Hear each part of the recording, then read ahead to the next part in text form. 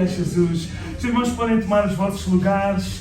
Nós vamos à palavra do Senhor. Estamos no Evangelho de João a passear por este santo Evangelho e ao mesmo tempo nós estamos a estudar os sinais de Jesus. João escreveu este Evangelho, como os irmãos sabem, já muito tempo depois dos outros três, chamados sinóticos ou semelhantes, Mateus, Lucas, Marcos e Lucas. E João escreve este livro numa altura em que havia várias heresias. Uma delas era que Jesus era um espírito, outra delas era que Jesus não era Deus, mas um profeta enviado por Deus. Então João preocupa-se muito neste texto a provar que Jesus é Deus e que Ele tem todo o poder. E nós vemos este milagre, que é um milagre clássico, e é interessante, irmãos, que este milagre, estes dois milagres que estão a seguir um ao outro, e este milagre em particular é o único que está nos 4 Evangelhos. Portanto, neste capítulo, são os únicos que estão nos 4 Evangelhos. Nós podemos encontrar em Mateus 14, em Marcos 6, em Lucas 9, este quarto sinal de Jesus, a multiplicação dos pães. E estes milagres mencionados por João, esta multiplicação dos pães, hoje vamos celebrar a ceia do Senhor tomando o pão e tomando o cálice. Estes milagres foram desenhados mesmo para encaixar e para mostrar a divindade de Jesus Cristo. E é muito interessante que este é do mais público dos milagres, porque teve muitas testemunhas, como vamos ver, testemunhas que atestaram aquilo que Jesus fez. E dos 4 Evangelhos, apesar de João omitir alguns detalhes nos sinóticos, em Lucas e em Marcos e em João estão outros mais detalhes, mas o que nos importa aqui é percebermos este poder que há em Jesus Cristo, o poder multiplicador. E talvez nós estejamos a passar por situações onde o dinheiro não chega até o final do mês, mas a verdade é que o nosso Deus tem um poder multiplicador.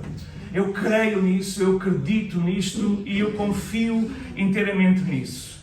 Há uns anos atrás, talvez alguns irmãos não sabem, mas durante alguns anos eu estive dedicado ao ministério evangelístico itinerante, eu e a minha família. Nós sentimos da parte de Deus deixar de pastorear a igreja que estávamos a fazê-lo junto à fronteira com Espanha e comprámos um caminhão, ou melhor, a organização que nós fundámos comprou aquele caminhão e andámos pelo interior de Portugal a evangelizar nas ruas, nas praças, com dramas, com muitos jovens voluntários, a fazermos então aquilo que Jesus nos mandou, que era pregar o Evangelho, anunciar, proclamar o Evangelho. Agora que talvez os irmãos não saibam, é como é que surgiu este sonho. E este sonho aconteceu precisamente, eu já tinha este sonho no meu coração, um dia quando estava naquelas festas tradicionais do interior de Portugal, e eu reparei que um dos palcos era precisamente um caminhão que foi transformado em palco. Eu comecei a imaginar aquilo. Depois, mais tarde, nas feiras era muito utilizado mesmo aqueles caminhões de exposição que se transformam em locais de exposição, que abre para todos os lados, fecha e fica assim grande. E eu via aquilo e imaginava, imagino isto ao serviço do Evangelho, assim que seja chegar e aquilo abre e monta o palco e depois com os jovens podemos, através da música, proclamar a mensagem do Evangelho, dado que a música é uma linguagem universal e sempre toca a todas as pessoas. E esse foi o meu sonho, mas eu estava combatendo no meu espírito porque Deus estava-nos a abençoar muito na igreja onde nós estávamos a pastorear. De repente também veio uma grande vaga de imigração, isto foi portanto no início dos anos 2000, e de repente nós tínhamos 20 e tal pessoas e a igreja passou a ter 100 e tal, em que 70% dos irmãos tinham vindo do Brasil. Aprendi muito com eles e um desses irmãos mais tarde quer casar e convida-me para eu ir ao Brasil fazer o casamento. Foi a primeira vez que eu fui ao Brasil. Então nós fomos ao Brasil e eu disse, olha, eu vou, mas a minha esposa vai comigo. E nós fizemos um esforço, ele pagou uma passagem, outros pagaram outra, e nós fomos até ao Brasil e viajámos desde lá de cima do Natal até Santa Catarina lá em baixo, Blumenau e outras zonas. E quando estávamos numa das casas, precisamente o irmão que tinha pago a nossa passagem, nosso irmão na casa dos seus familiares, porque ele já vivia em Portugal na altura e era um empresário em Portugal, e estávamos juntos a comer ali junto a um fogão de lenha, porque estava muito frio. Estamos a falar de Santa Catarina, portanto no sul, estava muito frio. Nós encontramos inclusive neve ali na serra, andámos lá pela serra do Rio do Rastro a ver, vimos lá o biju, não é? Aquele macaco típico e outras coisas. Foi muito interessante, foi muito elucidativo Mas Deus escolheu aquele lugar para falar ao meu coração e à minha alma. Eu estava junto àquele fogão de lenha, a comer um pinhão, e os pinhões brasileiros não têm nada a ver com os nossos. Para os irmãos terem uma ideia, é uma espécie de castanha em forma de bolota. E nós estávamos a comer, mas que é doce, não é como aqui a bolota que é amarga, não é? E nós estávamos ali a comer aquele pinhão na lareira, e de repente um jovem entra pela porta da cozinha, e toda a gente fez uma grande festa. Eu não me lembro do nome do irmão, nosso irmão. E eu disse, então, irmão, o que é que o irmão está a fazer? Digo, olha, eu era um empresário, eu era gestor de alguns hotéis aqui nas termas de Gravatal, e Deus falou no meu coração para vender tudo e comprar um caminhão e ir evangelizar o interior do Brasil para a zona do sertão. E quando ele disse aquilo foi tipo um raio que penetrou na minha alma, no meu coração, porque era precisamente o sonho que eu tinha para Portugal. Ele deu-me um marcador precisamente com a fotografia do caminhão, e foi marcante para a minha vida. E ali eu tinha a certeza que Deus me estava a chamar para deixar tudo e fazer esse ministério que fizemos durante alguns anos em Portugal, enquanto fomos mais jovens e também com mais força, porque montar e desmontar são 3 a 4 vezes por dia. Hoje já não conseguia fazê-lo, mas foi um tempo muito abençoado, muito abençoado. Mas há uma história que ele me contou que nunca mais esqueço. E porque eu contei isso por todas as igrejas, tenho passado, porque é daquelas histórias marcantes que fica marcada como um ferro em brasa na nossa vida.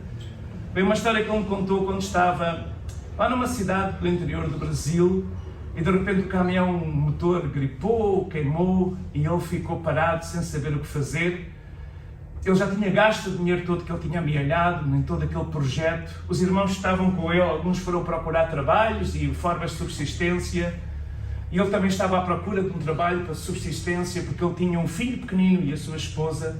Eles estavam numa casa ou num quarto emprestado por uns irmãos da igreja, e a sua esposa, estava a passar muitas dificuldades. Eles estavam a passar fome mesmo. E naquele momento restava-lhes orar e clamar ao Senhor. E eu recordo-me aquela história porque marcou muito a minha vida. A nossa irmã estava a preparar o café da manhã para o menino, e claramente viu que não tinha. Tinha um restinho de uma farinha qualquer, mas não tinha leite, não tinha nada. E ela estava a chorar e a orar, a dizer, Senhor, nós deixámos tudo, a nossa segurança para vir aqui. Como é que é isto possível? E o menino entrou para aquele lugar onde ela estava e disse, mamãe, aqui em Portugal é mamãe, no Brasil é mamãe, Nescau, onde é que está o Nescau? Os irmãos aqui de Portugal não sabem que é o Nescau, os irmãos ali, os Paulos e a irmã Diana deve saber. É uma espécie de Nesquik, não é? Aqui tem outro nome. E a mamãe disse, e a irmã disse, filho, vai orar ao Senhor, pede por Nescau. E ele tinha 2, 3 anos de idade, ele falava muito, poucas palavras, não sei que idade é que tinha. E o menino dobrou os seus joelhinhos ao pé da cama, pôs as mãozinhas e disse, Jesus, Nescau, Jesus, Nescau. Irmãos, esta história marcou a minha vida, porque passados uns minutos batem à porta, e aquela irmã abre a porta e vem outra irmã com um cesto, com uma cesta básica. Diz, olha, eu estava a orar e o Senhor me disse para vir aqui trazer-vos isto. E ela abriu aquela cesta básica e lá estava uma lata de Nescau em cima. E ela preparou aquele Nescau com o leite que estava naquela cesta básica. E aquele irmão disse, aquele sinal em que quase estávamos a desistir, daquela lata de Nescau, foi o sinal para continuarmos a fazer a obra. O nosso Deus é um Deus de provisão. O nosso Deus é um Deus de multiplicação. E às vezes nós passamos por momentos na vida onde no nosso desabafo, e podemos desabafar, penso que foi a primeira mensagem que eu preguei aqui, o poder do desabafo, e podemos desabafar aos pés do Senhor. E podemos dizer, Senhor, porque é que estou a passar esta situação entre nós e Deus? Não perante os outros que não têm a mesma fé, ou os familiares que talvez questionam a nossa fé, mas no nosso quarto secreto podemos chorar aos pés do Senhor. Podemos até questionar o Senhor é forte, Jesus fez isso, Pai, se possível passa de mim este cálice. Todavia ele sabia que a vontade do Senhor não era aquela. E podemos desabafar, mas a verdade é que o nosso Deus é um Deus de provisão. E este milagre que está aqui, que nós vamos estudar nesta manhã, vai-nos mostrar e vai-nos revelar precisamente este poder multiplicador do nosso Senhor e Salvador. Os discípulos estavam muito abatidos. Deixa-me só pintar aqui o quadro do cenário. Eles tinham acabado de receber a notícia que João Batista tinha sido decapitado. João Batista era o precursor de Jesus Cristo. Era o profeta que tinha preparado o caminho do Senhor. João Batista era também primo de Jesus, como os irmãos sabem, na carne. Mas André era um dos seus discípulos. João era um discípulo de João Batista. Eles tinham sido primeiros discípulos de João e mais tarde discípulos de Jesus. Eles estavam tristes, abatidos, porque João tinha sido decapitado, porque denunciou o pecado do rei e de Herodias, e nós conhecemos a história, não vamos agora, portanto, aprofundar. Eles estavam tristes, estavam cansados, muito cansados, porque as tarefas, as demandas que eles tinham de atender às multidões, de curar as multidões, de tratar as multidões, traziam muito cansaço. Em Mateus 14 vemos que Jesus ainda cura muitos enfermos antes deste milagre acontecer. Em Lucas 9 vemos que ele fala-nos sobre o reino de Deus. Em Marcos 6:34, que são os evangelhos, as passagens paralelas, nós vemos Jesus a dizer aos discípulos, movido de íntima compaixão, como que eram com aquela multidão, era como que ovelha sem pastor. E Jesus disse para lhes darem de comer. E nós vamos ver então aqui o cuidado de Jesus. Por isso, irmão e irmã, se entraste nesta manhã a questionar, será que o Senhor está no controle? O que é que está a acontecer? Eu vou fazer a minha parte. Confia no Senhor, que o Senhor fará a parte dele. Porque Ele é fiel para cumprir as suas promessas. E na medida da nossa obediência, a minha esposa estava a partilhar comigo, não sei se foi ontem à noite, foi esta manhã, estava a ler um artigo sobre as linguagens do amor, em que alguém disse na pregação que a linguagem do amor do Senhor é a obediência. Ou seja, a forma como que nós demonstramos o nosso amor ao Senhor está vinculada à nossa obediência. A obediência abre as portas para a bênção. A desobediência fecha as portas do céu. Então, vamos ler isto e vamos ver então este texto. Vamos ler a palavra do Senhor, João capítulo 6. Conta-nos assim. Depois disso, partiu Jesus para outro lado do mar da Galileia, que é o de Tiberíades, e grande multidão o seguia, porque via os sinais que operava sobre os enfermos. E Jesus subiu ao monte e assentou-se ali com os seus discípulos. E a Páscoa, a festa dos judeus, estava próxima. Então, Jesus, levantando os olhos e vendo uma grande multidão que vinha ter com ele, disse a Filipe: onde compraremos pão para estes comerem? João 6,6. Mas dizia isso para o experimentar, porque ele bem sabia o que havia de fazer. Filipe respondeu: 200 dinheiros de pão não lhes bastarão, para que cada um deles tome um pouco. E um dos seus discípulos, André, irmão de Simão Pedro, disse, João 6,9, está aqui um rapaz que tem 5 pães de cevada e 2 peixinhos. Mas o que é isso para tantos? E disse Jesus: mandai assentar os homens. E havia muita relva naquele lugar. Assentaram-se, pois, os homens em número de quase 5.000. Jesus, tomando os pães e havendo dado graças, repartiu-os pelos discípulos, os discípulos pelos que estavam sentados, igualmente também os peixes, quanto eles queriam. E, quando estavam saciados, disse aos seus discípulos: recolhei os pedaços que sobejaram, para que nada se perca. Recolheram, pois, e encheram 12 cestos de pedaços dos 5 pães de cevada que sobejaram aos que haviam comido. Vendo, pois, aqueles homens o milagre que Jesus tinha feito, diziam: este é verdadeiramente o profeta que devia vir ao mundo. Sabendo, pois, Jesus que haviam de vir arrebatá-lo para o fazerem rei, tornou a retirar-se ele só para o monte. E ficamos até aqui, porque na próxima semana, se Deus quiser, ou daqui a 15 dias, iremos continuar então este texto. Vemos aqui o cuidado de Jesus, a preocupação de Jesus. Jesus vê a multidão. Não esquecemos que o foco de Jesus não era a multidão. O foco de Jesus sempre foi os discípulos. Jesus tinha 3 níveis de intimidade. Tinha os 3 discípulos, Pedro, Tiago e João. que viram a transfiguração no monte, que estiveram com ele mais perto. Tinha depois os 12 apóstolos, que nós conhecemos, não é? E tinha também os 70 discípulos, que noutra passagem ele envia 2 a 2 a evangelizar, e depois havia a multidão. O foco do Senhor sempre foi os discípulos. Aliás, Jesus mandou-nos fazer discípulos. E discípulos é alunos, seguidores, imitadores, discípulos de Jesus. O foco do Senhor é que nós sejamos discípulos de Jesus. Não apenas conhecedores teóricos de quem Jesus é, dos seus evangelhos, mas gente que segue a Jesus, alguém que aprende com Jesus, alguém que lê os evangelhos, que estuda os evangelhos, porque através dos escritos da vida de Jesus nós vamos conhecer um pouco como Ele é e podemos imitá-lo. Então nós vemos que Jesus estava muito preocupado com os discípulos. Nós não vamos ler, mas se os irmãos quiserem anotar, em Marcos 6, que é o texto paralelo, o verso 31, ou melhor, eu vou ler, diz assim, que Jesus voltou-se para os discípulos e disse: "Vindo aqui à parte a um lugar deserto, repousai um pouco, porque havia muitos que iam e vinham e não sequer tinham tempo para comer. Então foram sós para um lugar deserto, mas quando a multidão os viu partir, muitos o conheceram, correram para lá de todas as cidades." Então nós vemos que o que antecede isto foi, Jesus percebe que os discípulos, entende que os discípulos estão verdadeiramente cansados, e Jesus chama-os à parte para estar com eles. Vamos passar para o outro lado do lago, aquele mar, vamos passar para um lugar mais ermo, e vamos estar ali para vocês poderem descansar e comer. Mas a verdade é que a multidão, quando entendeu que Jesus estava a ir para o outro lado, eles foram contornar e rapidamente eles chegam e Jesus vê a multidão.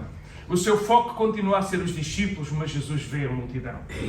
Sem esquecer a multidão, no verso 37, nós víamos em Marcos que Jesus volta-se para eles e diz: "Dai-lhes vós de comer."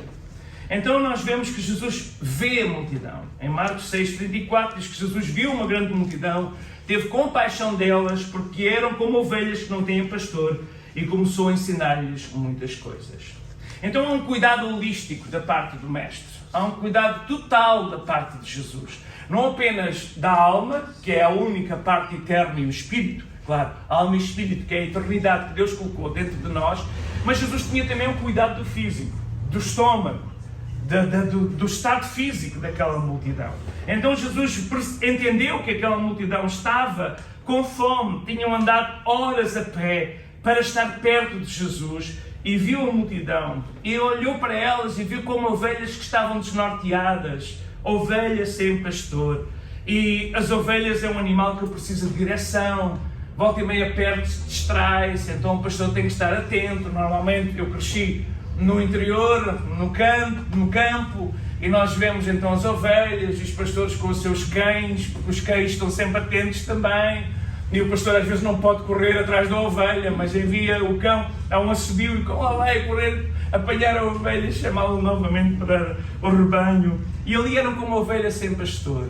Ovelhas que estavam sujeitas aos ataques do inimigo, àqueles religiosos que tinham peso sobre eles, e Jesus realmente estava preocupado com aquela multidão. E nós, seguidores de Jesus Cristo, nós, Igreja de Jesus Cristo, devemos nos preocupar também com a multidão. Nós olhamos e vemos, irmãos, estas multidões que Deus tem trazido para as nossas portas. Às vezes pessoas que estão completamente desorientadas, às vezes pessoas que não sabem o que fazer, alguns deles nem a língua sabem, nem sabem como comunicar. Mas devemos ser atentos e ter cuidado da multidão, porque a Igreja deve ser quem continua este legado de cuidar do ser humano na sua totalidade.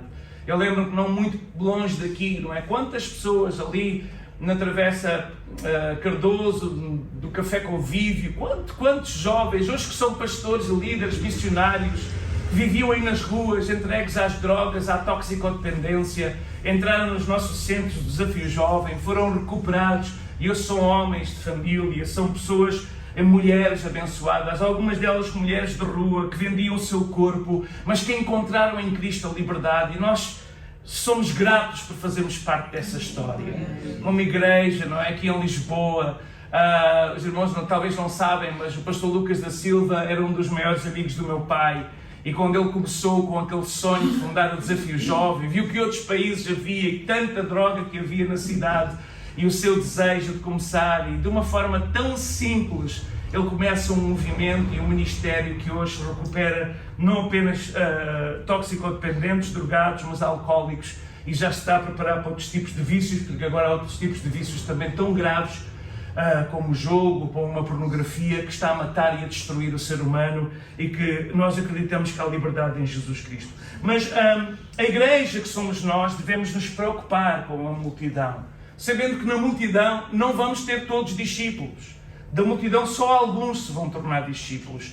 Mas quando nós podemos ministrar às multidões, quando nós podemos ajudar alguém e falar-lhes acerca de Jesus, quem sabe se essa pessoa se torna num discípulo. E essa é a motivação dos nossos missionários, não é? Eu estava à espera hoje de mostrar, como anunciei a semana passada, o vídeo do Paulo, que ele sempre envia para o culto, mas esta semana ele não enviou. Deve ter havido um atraso. Não sabem que o trabalho agora está a ser muito grande lá na Guiné, porque eles estão a construir o centro de saúde, depois de já terem construído a escola, as camaradas e toda aquela base, terem levantado um muro em volta. Agora foi doado mais um pedaço de terreno e eles estão a construir lá também um centro de saúde na aldeia.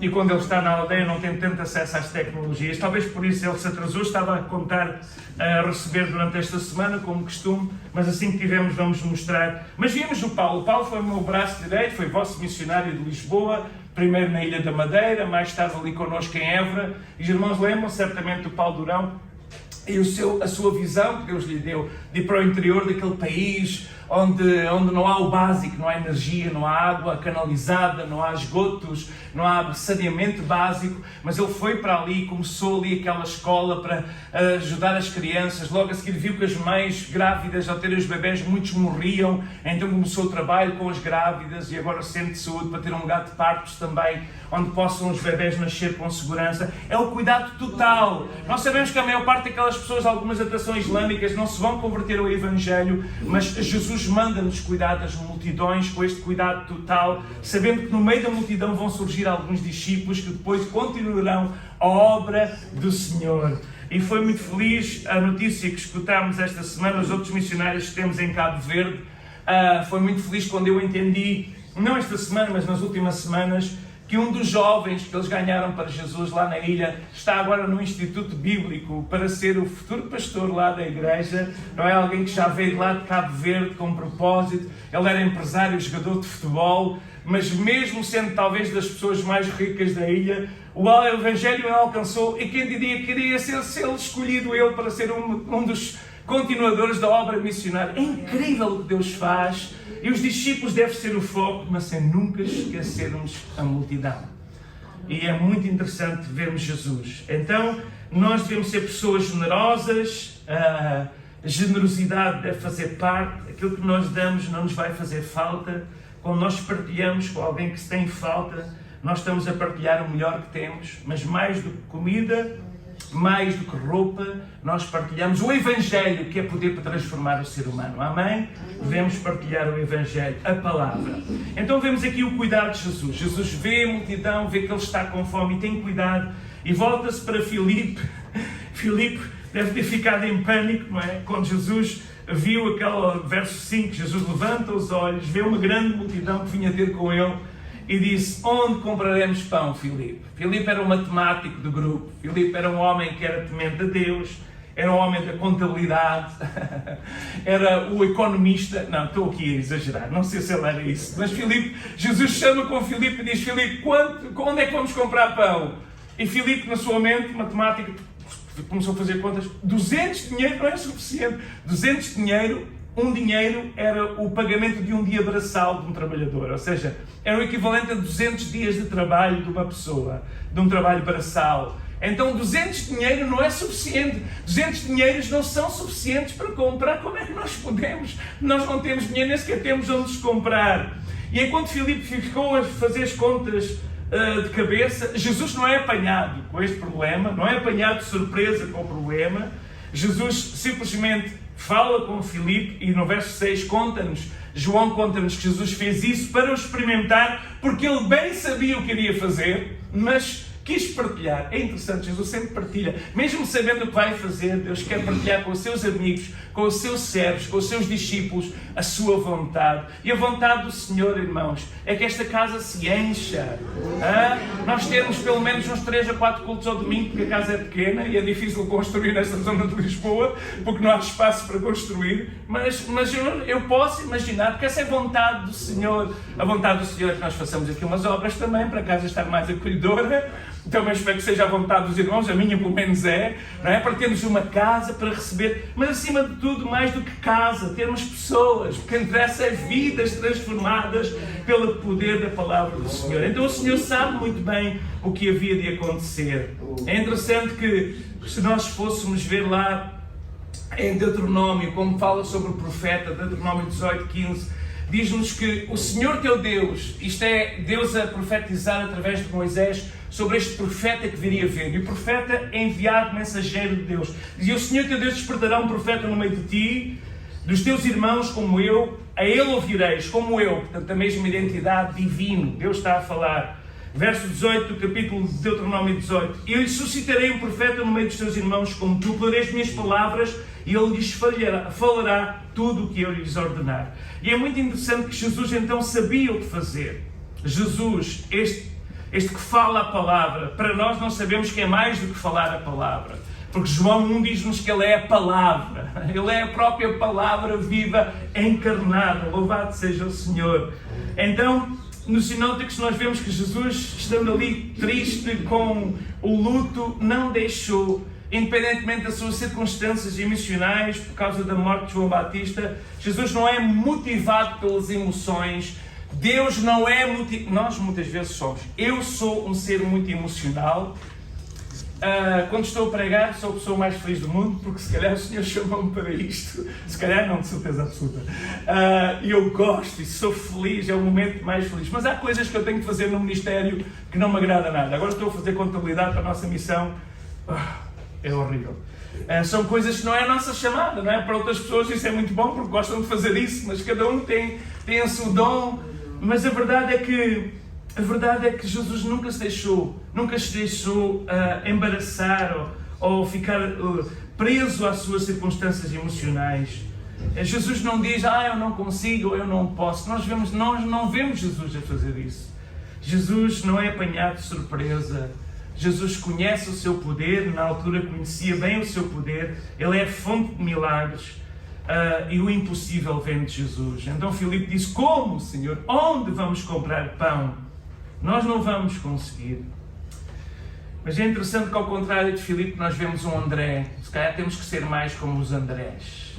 Estava a pregar isso há 15 dias em Benavente, quando estivemos ali na Escola Bíblica de Evangelismo, e estava a falar que temos que ser como os André. O André é o discípulo que, eu não sei se ele fala muito, se fala pouco.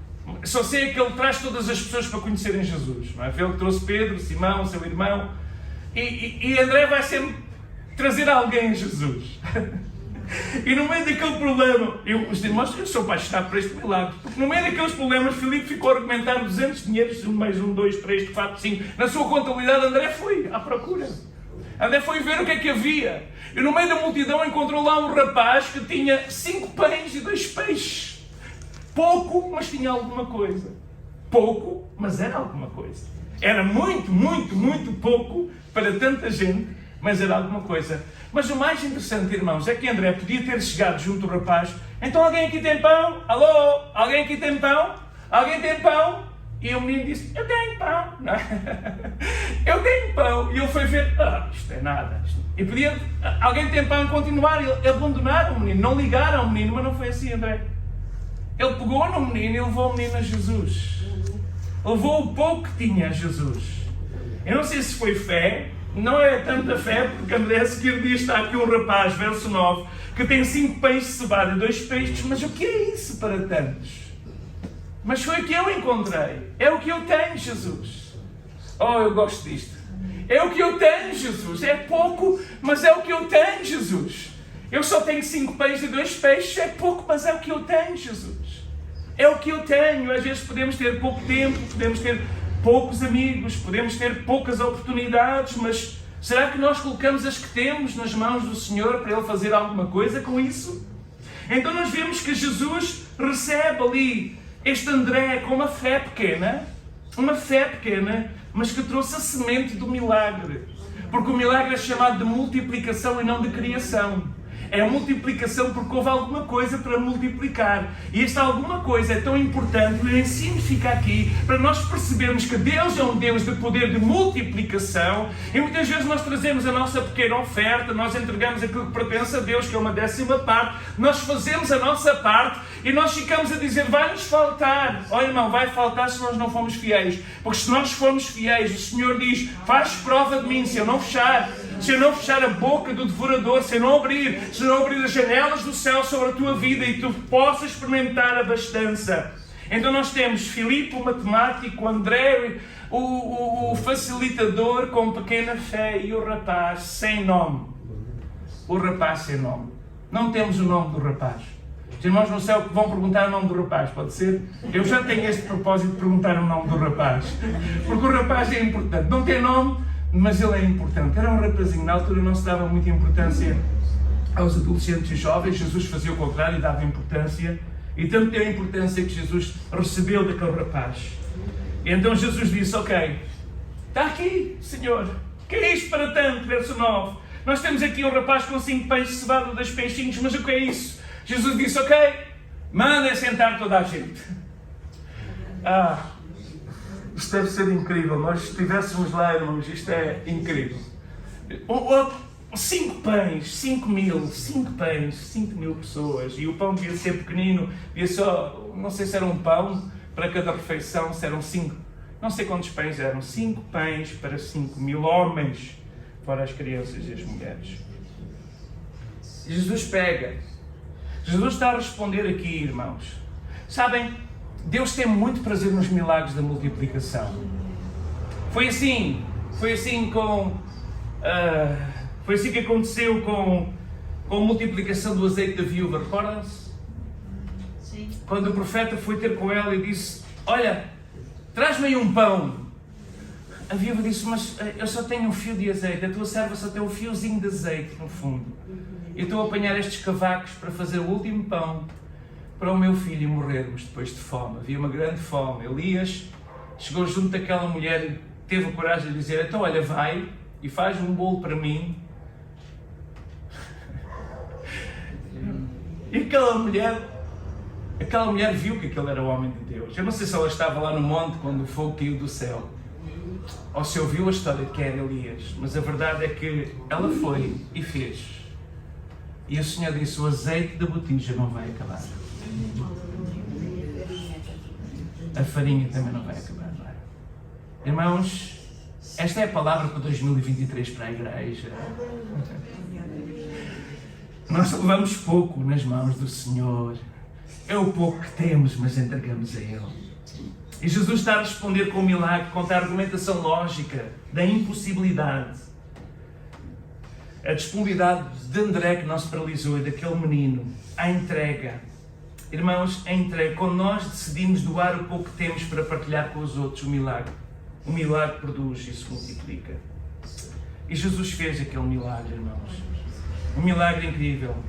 Nós tínhamos aqui a opção como Jesus fez o milagre. Eu gosto também de pregar sobre isso, mas o tempo, entretanto, já está a passar. Mas veja o que é que Jesus faz com aquele pão. Jesus manda aceitar toda a gente e Jesus faz uma oração, não temos aqui neste texto, estamos nos textos paralelos, e agradece ao Senhor.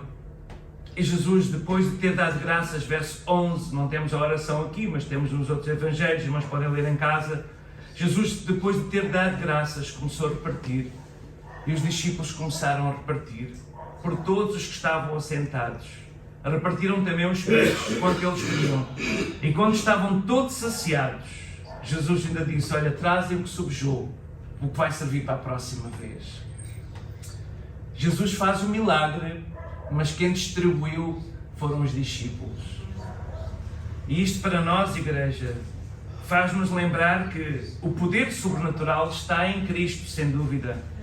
Mas o poder de distribuir essa mensagem está nas nossas mãos. Nós somos chamados. Não fostes vós que me escolhestes. Foi eu que vos escolhi a vós. e vos nomeei para que vades e deis fruto e o vosso fruto permaneça. Nós somos chamados a distribuir esta palavra viva de Deus. E a obediência à palavra gera um milagre, porque os discípulos fizeram. Jesus disse, mandem assentar o povo. Os discípulos podiam ter dito, Senhor, assentar para quê? Eles têm que ir para as cidades, eles têm que ir comprar, eles têm que se desarrascar, eles têm que ir embora. Despedem a multidão. Jesus disse, não, mandem sentar. E eles obedeceram e mandaram sentar. E quando eles sentaram, ficaram na expectativa. E Jesus pegou naquilo que recebeu das mãos daquele menino e operou aquele milagre. Jesus multiplica o pouco que temos, mas Jesus não gosta de desperdícios. Costumo dizer lá em casa, o meu pai sempre dizia, estou a passar para os meus filhos, desperdício é pecado. Então devemos entender bem, gerir bem, porque desperdiçar é errar o alvo. Às vezes mais vale tirar só o que vamos comer do que tirar a mais, ou comprar só alguma coisa e deixar no outro que ia ser desperdício para partilhar com alguém. Mas há tanta gente a desperdiçar. Eu não falo apenas de pão ou de comida, falo do seu tempo, da sua vida, dos seus dons.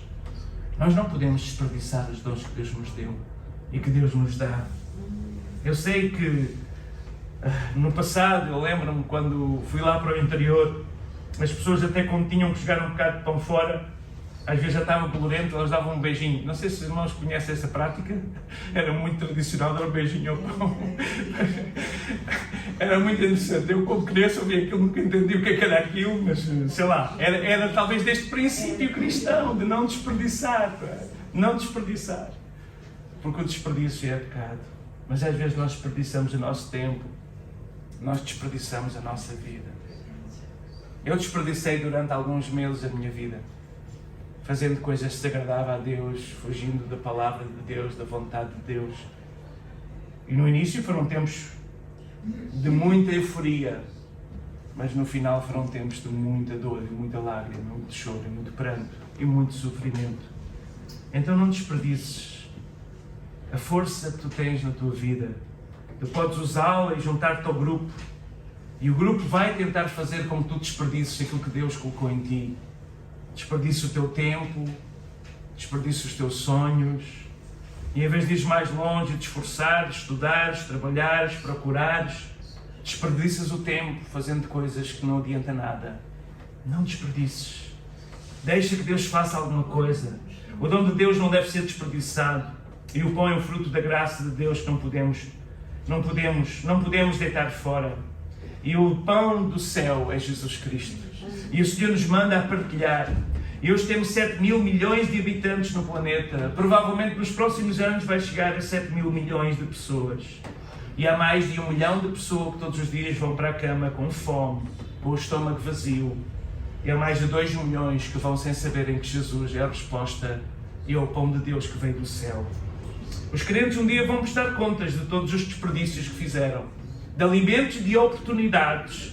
Então não desperdicemos as oportunidades. Quando o Senhor nos coloca naquele lugar, naquele momento, e alguém começa a partilhar a sua dor, a sua ansiedade, o seu vazio, irmão, irmã, lembra-te que tu tens o pão vivo do céu para partilhar. Fala da tua fé, da esperança, de Cristo, daquilo que é para ti. Deixa a semente. Quem faz a obra de convencer é o Espírito, não somos nós. Mas nós é dar-nos a oportunidade. É dar-nos não apenas a oportunidade, mas a honra de sermos comparticipantes do Evangelho de Jesus Cristo. E quando nós deixamos uma palavra, este pão da vida, a palavra, o Senhor irá multiplicar. Louvado seja o Senhor. Existe uma tentação sempre, quando nós estamos com Deus, e hoje há igrejas que caíram nessa tentação de falar, vamos fazer Jesus rei. Sim, Ele é rei, mas Ele não é rei político. Já falámos sobre isso a semana passada. Ele não é um rei político, não é um reino militar, o seu reino é um reino espiritual. Ou vamos fazer reino no sentido de Deus ordena prosperidade. Sim, Deus ordena prosperidade, mas para nós sermos generosos.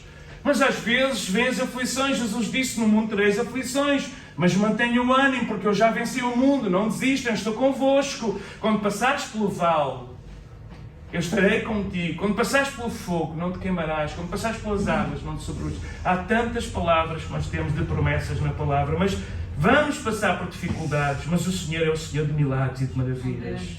Então a resposta está em ter, sermos como Jesus, o sentimento de compaixão. compaixão. Irmãos, eu fiquei assoberbado com aquelas imagens daqueles jovens na minha cidade onde eu nasci, em Olhão, a baterem naquele imigrante. Eu fiquei com uma revolta no meu estômago tão grande. Mas isto está a acontecer aí diariamente. Moças e moços que vêm com sonhos, às vezes caem em redes de tráfico, em situações terríveis. E se nós sabemos, irmãos, vamos amar essa gente, vamos servir essa gente, vamos falar-lhes de Jesus, vamos ter compaixão, aquele olhar que Jesus, quando olhou para a multidão, e se moveu de íntima compaixão. Eu sei que nós somos tentados a acreditar como Filipe, o dinheiro é a resposta. Se eu tivesse muito dinheiro, eu iria fazer tão bem a tantas pessoas. Há pessoas que o Senhor diz, tu não podes ter dinheiro. Porque quando tu tens dinheiro, tu desvias-te e fazes loucuras. Então é melhor teres só o que tens a cada dia e dependeres de mim. Porque... Ou este seria outra pregação. Mas a verdade é que o dinheiro não é a resposta. Filipe ficou, se tivéssemos 200 dinheiro, resolvíamos o problema. Não. Vocês querem contar com o sobrenatural? Vocês querem contar com o meu poder na vossa vida? Então não fiquem à espera que o dinheiro seja a resposta. Eu sou a resposta. Jesus é a resposta. Vem a mim! Quando estás cansado, subcarregado, vem a mim que eu vou-te aliviar. Vem a mim quando estás em aflição, quando estás em sofrimento. Vem a mim que eu vou-te sarar. Vem a mim quando não saberes o que fazer. Eu vou-te dar respostas. Eu vou abrir portas. Porque a porta que eu abro, diz o Senhor, ninguém a pode fechar. Então vamos ao Senhor. A resposta está no Senhor. Jesus olha para aquela multidão, tem compaixão. É uma multidão que nos aperta de todos os lados dos nossos dias. Podemos ter mais recursos e às vezes não fazemos nada, porque o que nos falta é o que faltou aos discípulos, é compaixão. Compaixão. Às vezes reagimos como Filipe. Sabemos tudo sobre finanças. Não sobra dinheiro para ajudar ninguém. Às vezes reagimos como André. Até temos os nossos meninos com 5 pães, mas é tão pouco, o que é que nós vamos fazer com isso? O que nos falta é compaixão. Que Deus tenha misericórdia de nós. Porque há uma multidão faminta que precisa de ser alimentada. Vem, Jesus. Coloca o que tens nas mãos de Jesus. Talvez alguns irmãos não sabem, mas o meu pai era pastor, missionário. E por causa dele, nós passamos algumas dificuldades. Nunca faltou pão, graças a Deus. Mas sabem que os adolescentes sempre põem-se a olhar e comparar com os outros, não é? Eu chegou à adolescência e as roupas que eu vestia eram roupas que vinham naqueles bidões, roupas que vinham de Inglaterra, em segunda mão, que nós vestíamos. E às vezes até eram muito giras, havia assim, coisas mesmo muito radicais para Portugal. Mas vinha sempre aquele comentário que o diabo usava, de alguém dizer, então tu andas com roupa, mas que roupa é esta? Nunca tens roupa nova, ou coisa assim, ou não tens ténis de marca, ou... E por causa disso eu criei uma revolta de não querer seguir as pisadas do meu pai e servir ao Senhor, apesar de ter uma chamada desde os meus 8 anos de idade para servi-lo. E a verdade é que quando eu andei como Filipe a pensar que no dinheiro, eu lembro-me quando comecei o meu negócio, era mesmo uma criança, não é? Quer dizer, Senhor, tu sabes que isto é para abençoar, abençoa muito neste negócio. E o Senhor estava tipo lá em cima a dizer, quer dizer, eu quero é a tua vida, não quero o teu dinheiro, nem o teu negócio, eu quero é a tua vida. E demorou um tempo a perceber isso, mas graças a Deus que eu entendi isso. O pouco que nós temos, coloca nas mãos de Jesus nesta manhã. Deixa que Ele faça alguma coisa. Não deixe que o diabo pegue na tua vida e faça dela um trapo e tapete para os outros pisarem, mas coloca nas mãos do Senhor, que Ele vai abrir caminhos, Ele vai fazer. Se tu fores fiel, se confiares nele, entrega o que tens ao Senhor e deixa que Ele multiplique. Oremos. Pai, muito obrigado pela Tua palavra, ela é a verdade para nós, Senhor, e nós estamos muito felizes porque podemos vir à Tua casa, Senhor, e assim como, Senhor, aquele menino sem nome que deu tudo o que tinha a Cristo, nós queremos entregar-te, ou reentregar-te, a nossa vida, tudo o que temos, tudo o que somos a Ti, Senhor. Senhor, que Tu possas verdadeiramente abençoar e multiplicar.